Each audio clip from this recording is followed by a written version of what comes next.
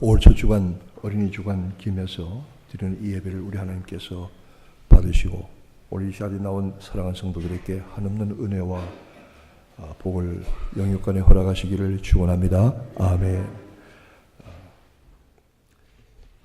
나이가 먹고 신앙적으로 조금 성숙해지고 철이 들면 들수록 깨닫는 것이 하나 있는데, 그것은 참으로 내가 살아가는 모든 것이 하나님의 은혜로 살아간다는 것을 깨닫는 것입니다. 바울 사도는 나의 나된 것이 하나님의 은혜라고 했습니다. 나의 현재의 나된 것, what I am, 영어로 그렇게 말하는데, 나의 모든 현재와 존재, 그리고 나의 모든 상태가 by grace of God, 하나님의 은혜로 말미암은 것이다. 우리가 살면서 참으로 크고 작은 일, 그리고 모든 일을 하나님의 은혜를 힘입지 않고서는 살 수 없다. 이 사실을 날마다 깨닫습니다. 아침에 눈 떠서 하루의 호흡을 시작하고, 그리고 오늘 이 시간 이 자리에 나와서 예배하고 하나님께 경배하고 은혜와 평안을 얻는 이 모든 것도, 이 자리에 나오게 하신 것도 하나님의 은혜입니다. 은혜입니다. 이것 더욱 깊이 깨닫게 되는 것이죠.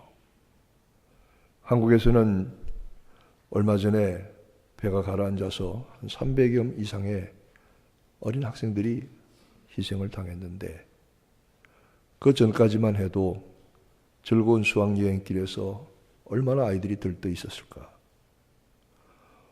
얼마 전에는 아프가니스탄에서 폭우가 쏟아져서 산이 사태가 났는데 2,500명이 한꺼번에 흙에 파묻혔다. 그 파묻힌 흙의 깊이가 5, 6m가 된다. 그래서 아프가니스탄 정부가 도저히 사람들을 구해낼 수가 없어서 그 지역을 집단 묘지로 선포했다. 이런 얘기를 들었습니다. 참 우리가 하루하루 살아있는 것이, 하루하루 살아가는 것이 하나님의 크신 은혜가 아닐 수가 없습니다. 오늘 이 자리에 우리가 와서 예배드리는 이 은총을 허락하신 하나님께 감사하십시다. 할렐루야. 아멘. 하나님께서 우리를 선택하셨습니다. 그리고 예정하셨습니다. 주님이 이렇게 말씀하십니다. 너희가 나를 택한 것이 아니요 내가 너희를 택하여 세웠다 하고 말씀하십니다. 제가 중고등학생들에게 설교할 기회가 있을 때에 이 택한다고 하는 사실을 어떻게 설명할 것인가 하다가 제가 학생 하나를 불러냈습니다. 나와라. 주님이 너희가 나를 택한 것이 아니라 내가 너희를 택하여 세웠다고 하셨는데, 너 한번 나 붙잡아 보겠니? 내 팔을 주었습니다. 그랬더니 이 아이가 붙잡습니다. 꼭 붙잡아. 꼭 붙잡아. 꼭 붙잡았습니다. 한참 붙잡고 있으니까 힘들지? 네. 그럼 자리로 돌아가서 앉고 싶니? 네. 그럼 그렇게 해. 그랬더니 그 아이가 제 팔을 풀고는 앉았습니다. 제가 다시 나오라 그랬습니다. 자, 이젠 내가 너를 붙드는 거야. 제가 그 아이의 팔을 꼭 잡았습니다. 너 한번 뿌리치고 가봐. 아무리 요동을 쳐도 제가 힘이 좀 더 세니까 이게 안 빠지잖아요. 이게 바로 이거야. 우리가 주님을 택했다고 하면, 우리가 주님을 붙든다고 하면 우리는 아무 때나 버릴 수가 있어. 그러나 주님이 우리를 택하여 붙드셨기 때문에 내가 여기서 빠져나올 수가 없어. 아무리 발버둥치고 몸부림쳐도 하나님이 나를 한번 택하신 것은 돌이킬 수가 없는 거예요. 여러분, 하나님이 여러분의 삶의 어떤 상황과 어려움과 문제 가운데서도 하나님이 여러분을 선택한 것을 분명히 믿으시기를 축원합니다. 하나님의 선택입니다. 우리가 버릴 수가 없습니다. 두 번째로, 하나님은 구원에서 말씀하실 때 우리를 예정하셨다고 했습니다. 예정은 하나님이 미리 하시고 정하셨다는 것입니다. 전지전능하신 하나님이 모르시는 것이 있었겠습니까? 2014년 5월 4일 주일 아침에 11시 35분에 여러분이 이 자리에서 예배자로 앉아있고 제가 설교자로 서 있을 것을 하나님이 창세전에 아셨을 것입니다. 우리의 모든 나고 살아가는 그리고 삶과 존재를 우리 하나님이 미리 아십니다. 어느 누구도 그냥 우연히 이 땅에 던져진 사람이 없을 것입니다. 하나님께서 우리를 미리 예정하셔서 오늘 이 자리가 있게 하시고 우리를 어떤 삶의 하나님의 뜻과 방향으로 나아가게 하시는 그 은혜가 큽니다.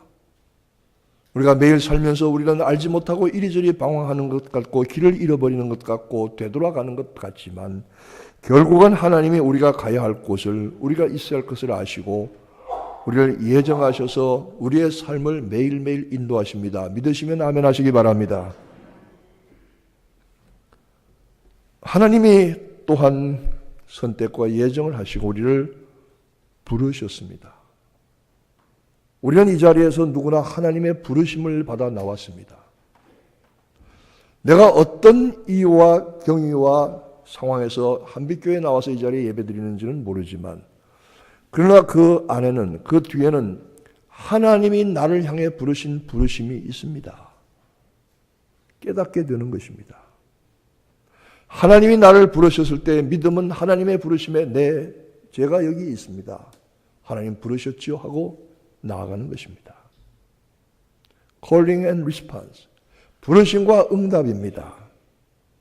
이렇게 하나님께서 우리를 선택하셨고 예정하셨고 불러서 하나님의 자녀가 되게 하시고 하나님은 우리의 구원받은 백성, 우리 아버지가 되시고 우리는 그의 성도가 된 것입니다. 하나님께서 우리를 불러서 자녀로 삼으시고 구원받은 백성, 성도 되게 하신 것으로 그치지 아니하시고 하나님은 우리의 매일의 믿음과 삶에도 계속적으로 역사하셔서 우리 안에 착한 일을 시작하신 구원의 은혜와 하나님의 자녀되는 이 놀라운 일을 시작하신 하나님이 그리스도 예수의 날 주님이 오시는 날까지 계속해서 이루시고 완성하실 것입니다. 그러므로 우리는 하나님의 모든 자비하심과 은혜 가운데서 하나님의 계획하심과 하나님의 인도하심 가운데서 우리의 삶이 현재와 영원히 인도되고 경영되는 줄로 믿으시기를 축원합니다. 우리의 삶은 결코 소홀하거나 함부로 된 것이 아니란 사실입니다. 구원은 우리의 노력이나 수고의 대가를 치료받는 보상이 아닙니다.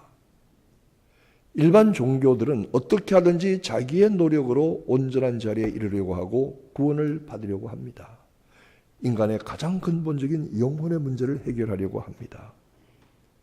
그런데 이것으로 해결이 됩니까? 안 됩니다. 적은 행실과 선행과 고행은 그 나름대로 유익이 있습니다. 여러분 우리가 좋은 일을 하고 사람들에게 유익을 끼치고 다른 사람들이 그 도움을 받는 것을 보면 우리의 마음이 기쁩니다. 그렇잖아요? 우리가 남을 도와줘서 그 사람이 도움받고 문제가 풀리는 거 보면 참 기쁩니다. 아, 내가 도움이 되었구나. 종교적인 고행과 수행도 크게 유익이 있습니다. 여러분 운동을 매일 열심히 하면 운동을 통해서 오히려 에너지가 더 나타나게 되고 운동을 하면은 오히려 덜 피곤하게 됩니다. 저도 그걸 경험해 봤는데요. 운동을 안 하니까 더 피곤하더라고요. 근데 참 사람이 이상하죠. 제가 공원에 나가서 뛰어다니고 걸어다니고 운동한다고 1시간 나가 있으면은 대체로 보면은 운동 안 해도 될 사람들이 열심히 하고 운동해야 될 사람들이 안 하는 경우를 많이 봅니다. 참 이상해요. 제가 한번 얘기했지만 그 트레드밀 걷는 기계 있잖아요. 걷는 기계를 사다 놓으면 3년은 체중 감소가 보장이 된답니다. 첫 번째는 열심히 하고 두 번째도 열심히 하는데 3년째는 그거 귀찮아서 안 한답니다. 그리고 그 이불 거기다 덮어 놓는데 그래도 살이 빠지는 이유는 볼 때마다 양심의 가책을 받아서 근데 그것도 3년 지나면 없어진다는 거예요. 공원에 나가 운동을 하면 토끼, 사슴, 다람쥐, 참새 이런 것들이 왔다 갔다 하면서 봅니다. 그러면서 이렇게 얘기하는 것 같아요. 우리는 말이야 겨우 도토리 하나 먹고 나무잎 하나 따먹는데 저것들 사람들은 배 터지게 먹고 또 살 뺀다고 난리야. 웃겨야죠 저것들. 그러는 것 같아요. 운동도 기쁨이 있어요. 땀을 흘릴 때 만족이 있어요.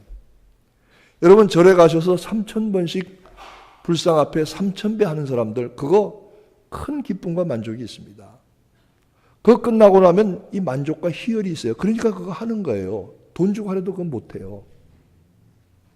그러나 선행을 베풀었든지 종교적인 고행을 했든지 어떤 만족과 기쁨을 얻었다든지 할지라도 그것이 우리의 영혼의 문제를 근본적으로 해결해 주지는 못한다는 겁니다.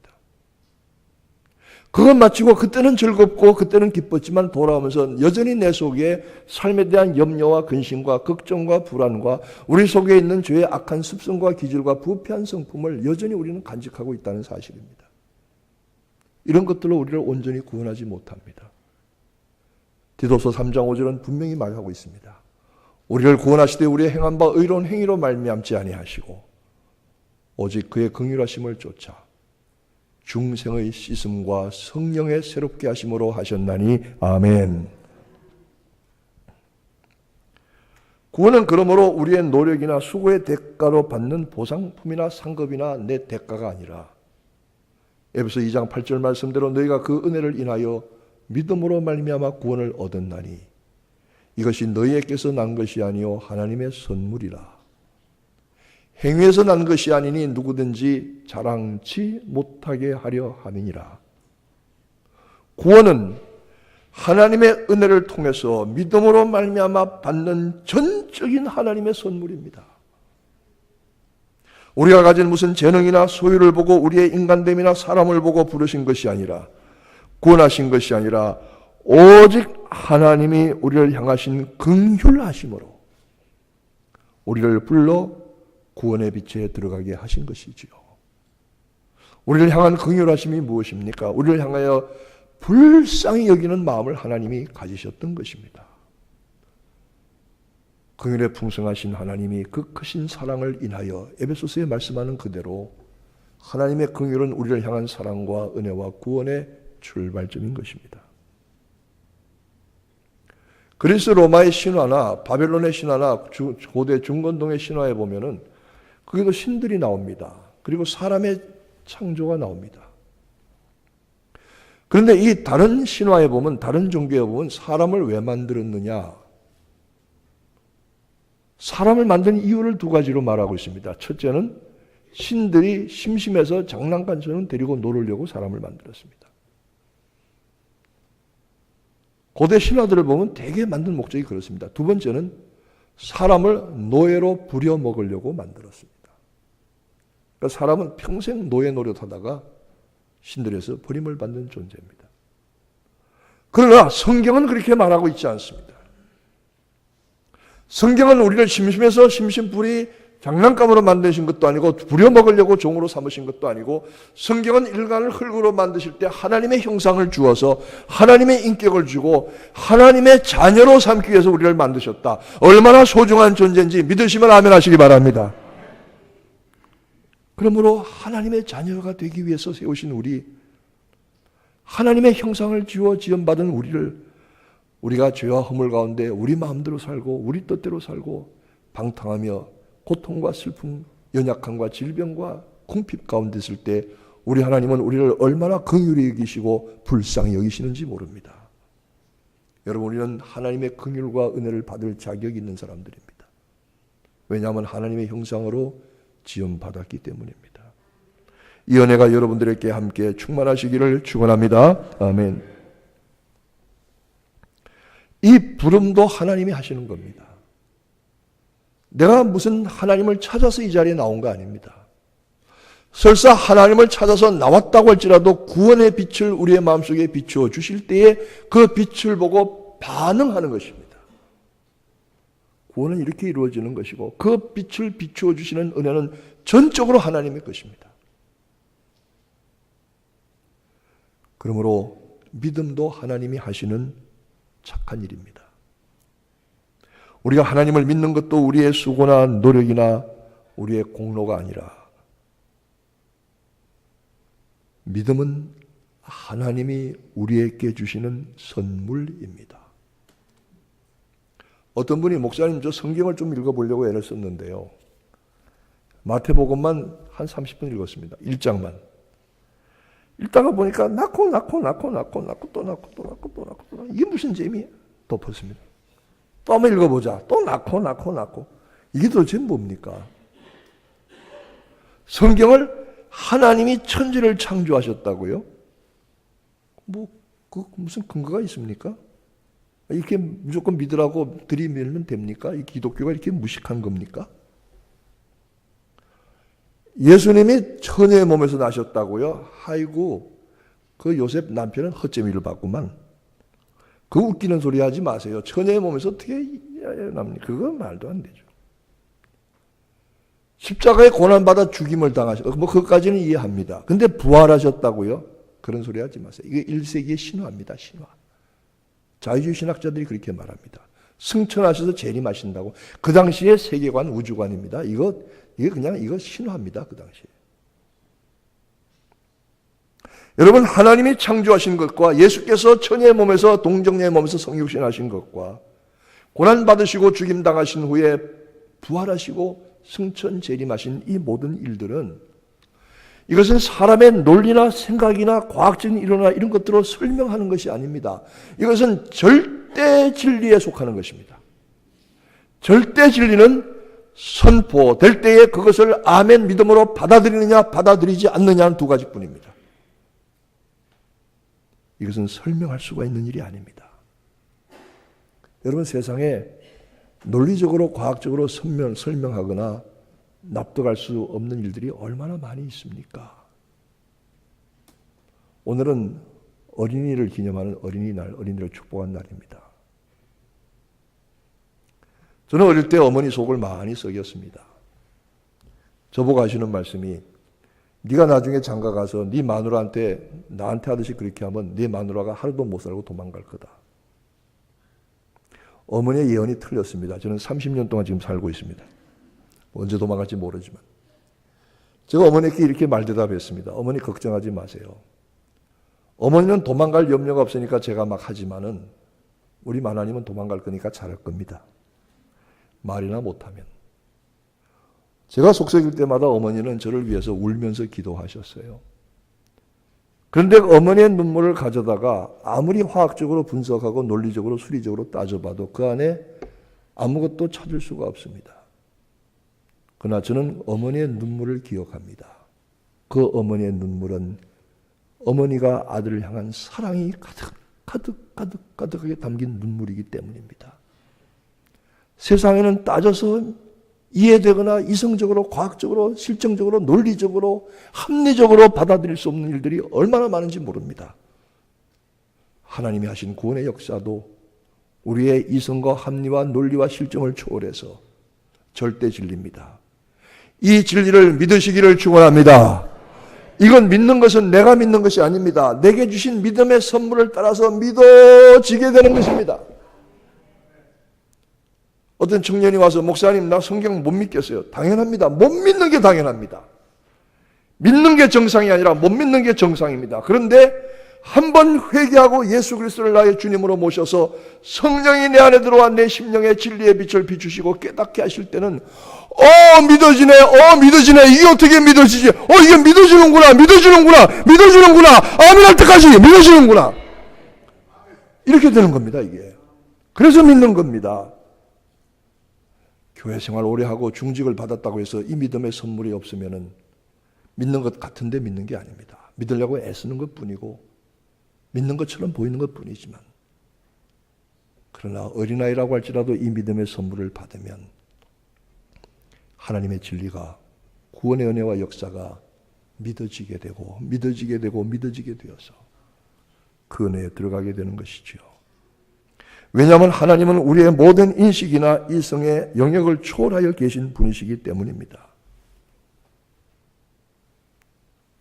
그 하나님을 믿게 하시는, 절대 진리를 믿게 하시는 일도 하나님이 하시는 일입니다.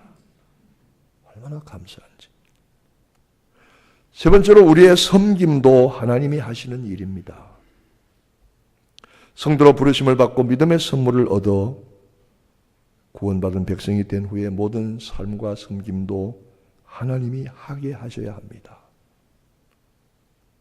오 하나님, 내가 부르심을 따라 움직이기는 하지만 이 일이 하나님이 하시는 일 되게 하여 주옵소서. 베드로 사도는 말씀하기를 누가 무슨 말을 하려거든 하나님이 말씀하시는 것처럼 하고 무슨 일을 하려거든 하나님이 공급하시는 힘으로 하는 것 같이 하라. 하나님이 공급하시는 힘으로 하는 것 같이 하라. 여러분, 우리 신앙생활의 승리와 기쁨의 비결이 여기 있습니다. 내가 하려고 하면 얼마나 힘든지 모릅니다. 여기 나와서 수고하는 젊은이 찬양팀들, 언니 같은 아줌마도 있습니다만은, 누구라고 얘기는 안 하지만, 나와서 찬양할 때 이것이 내 일이 되어서는 안 됩니다. 하나님이 나로 하게 하시는 하나님의 일이 되어야 됩니다. 목회를 하거나 교회를 섬기거나 교회 직분을 맡았거나 무슨 일을 하든지 하나님이 나를 통해서 내 안에서 하나님이 주시는 힘으로 하는 것이 되어야 됩니다. 그래야만 온전한 기쁨과 만족이 있습니다. 그래야만 오래 갑니다. 내가 하면 내 수고, 내 자랑, 내 공로가 됩니다. 내 의가 됩니다. 자기 의가 됩니다. 여러분, 로마서를 배웠지만 자기 의라는 것이 얼마나 지독한지 아십니까? 죄 중에 가장 큰 죄가 자기 의입니다. 하나님과 부딪히는 자기 의입니다. 지독한 겁니다. 내 수고, 내 공로, 내 자랑. 이 자기 의를 가지고 있으면요. 목사님들이 그래요. 우리 교회 신자가 300명. 그럼 하나님이 300분이야. 다 하나님이야. 다 자기 비위 맞추래. 아닙니다. 그거 아니잖아요. 여러분 하나님 아니시죠? 신자는 한 사람 한 사람이 다 하나님 노릇해요. 목사는 그 300분의 하나님 비위 맞추느라고 정신이 없어요. 그게 아니잖아요. 교회 안의 모든 충돌과 다툼도 어디서부터 옵니까? 결국은 자기 의에서부터 오는 겁니다. 자기 의. 내가 중심이 되고 내가 어뜸이 되고 전부 그런 거 아니겠습니까? 하나님이 공급하시는 힘으로 하는 것입니다. 제가 이 자리에 서서 소리치고 목매어서 여러분에게 말씀을, 목매는 게 제가 뭐 열심히 해서가 아니라 감기 걸려서 그렇지만 이런 게 내 힘으로 하는 것 되어서는 안 될 것입니다. 하나님이 내게 주시는 은혜와 힘을 따라서 우리가 엎드려서 기도 한마디를 하더라도 하나님이 주시는 은혜를 따라서 밖에서 주보 한 장 나눠주면서 안내하는 일을 맡는지라도 이것은 하나님의 힘으로 우리가 섬기는 모든 일들이 크고 작은 일들이 여러분의 믿음의 삶과 성금의 일들이 하나님이 공급하시는 힘으로 하게 되시기를 축원합니다. 그러면 하나님의 수고, 하나님의 공로, 하나님의 자랑이 되잖아요. 이렇게 하면 내 마음속에 화평과 감사가 찾아오는 것입니다.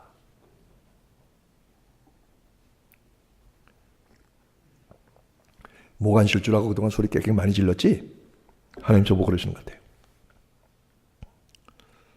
우리 가운데는 자기가 하는 자기의 의와 하나님이 하시는 하나님의 의가 늘 충돌하게 되어 있습니다. 그러나 이 모든 일들을 하나님이 예정하셨고 하나님이 은혜로 나를 부르셔서 믿음과 삶의 모든 것을 하나님이 공급하시는 힘으로 하려고 하는 성도들에게는 은혜와 평강이 더할 줄로 믿습니다. 하나님이 영광을 거두시게 될 줄로 믿습니다. 너희 속에 착한 일을 시작하신 이가 하나님이십니다. 그리스도 예수의 날까지 이루실 줄을 확신하노라. 양의 큰 목자이신 우리 주 예수를 우리 주님이 큰 목자이십니다. 큰 목자이신 주님을 따라서 모든 선한 일에 우리를 온전하게 하셔서 하나님의 뜻을 이루게 하시는 그리스도로 말미암아 우리 속에 이루게 하시는 우리가 38년 된 교회, 사랑하는 한빛교회 그리고 나의 평생의 헌신과 봉사가 내 힘이 아니라 하나님이 내게 주시는 힘으로 은혜로 말미암아 감당하였을 뿐 아니라 나의 평생의 삶과 수고가 하나님의 은혜로 감당하고 하나님의 도우심으로 감당하고 하나님의 힘으로 감당해서 오직 하나님께만 영광이 되고 모든 걸 이루시는 하나님께 돌림이 되도록 힘쓰고 믿음으로 애쓰시는 여러분 되시기를 주님의 이름으로 축원합니다.